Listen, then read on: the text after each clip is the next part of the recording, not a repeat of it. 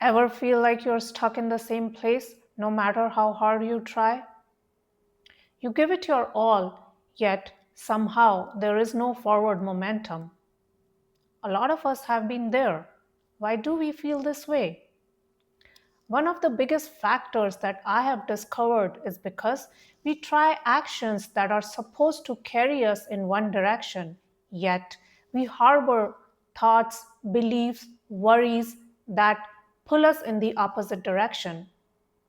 An analogy is when you are in your car ready to drive with one foot pressing the gas pedal while the other one is slamming on the brakes. And so it cannot get anywhere.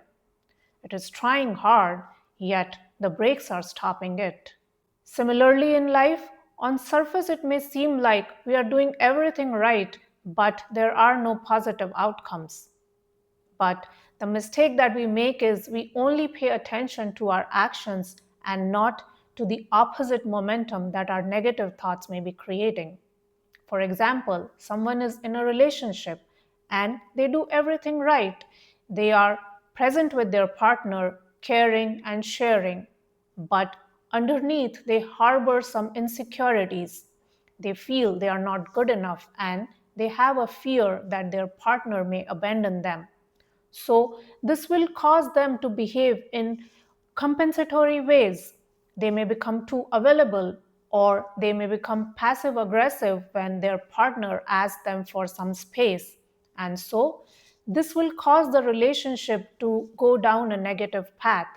And such a person may wonder why their relationships don't work, even though they are doing the best they can and checking all the right boxes.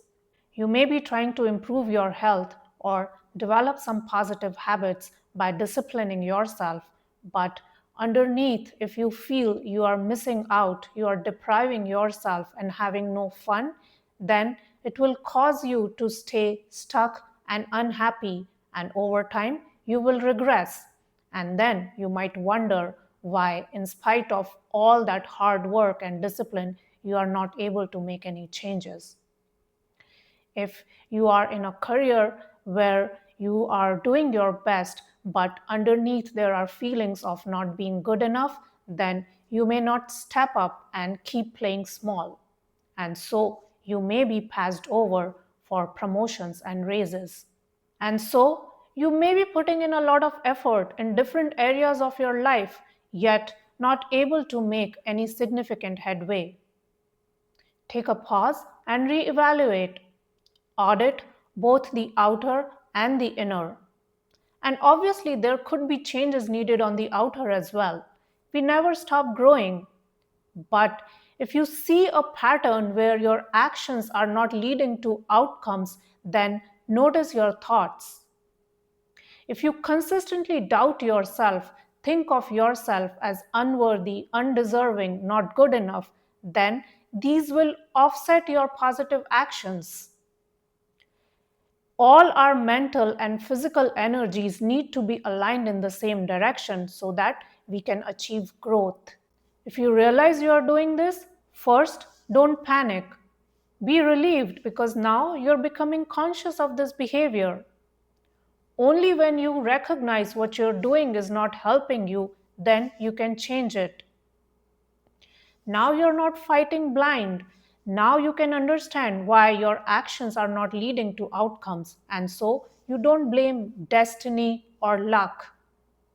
You can now see that how these seemingly innocent thoughts can be insidious. And so start working on the inner domain.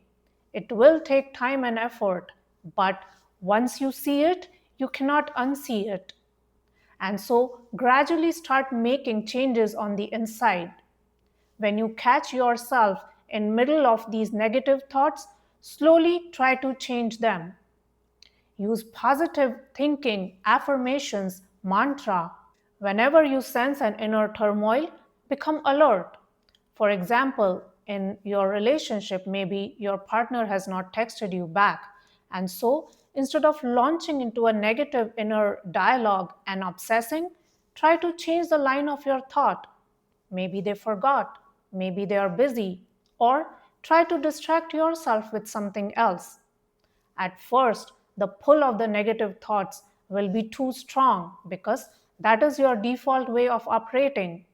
But stay consistent and it will get better. You have to be willing to make changes. Try to remind yourself why you're doing it and stay strong. Also, at first, it may feel a little forced because you're just starting, but stay with it. And over time, as you see the results, it will become easier for you.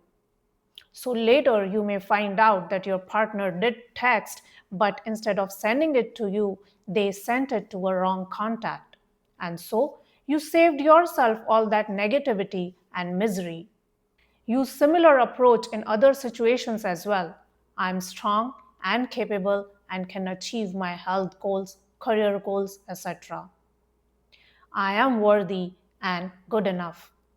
And then follow up these affirmations with past examples from your own life when you were capable and stepped up so that your mind doesn't outrightly reject these affirmations.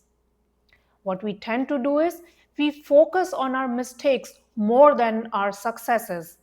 But slowly, as we move our focus to our past wins, then we can develop a secure and trustworthy relationship with ourselves and know that we can achieve outcomes and think positively about ourselves. So, when you're planning to achieve your goals, make sure you account for both the outer and the inner so that you are accelerating and there are no impediments slowing you down. Just like when you get into your car and press the gas pedal. We use this approach on the outside. When we see our actions are not working, we change the strategy. Similarly, when you find yourself in midst of thoughts that don't support you, then gradually change them to the ones that serve you so that all your energies are focused in the direction of your growth. Thanks for watching.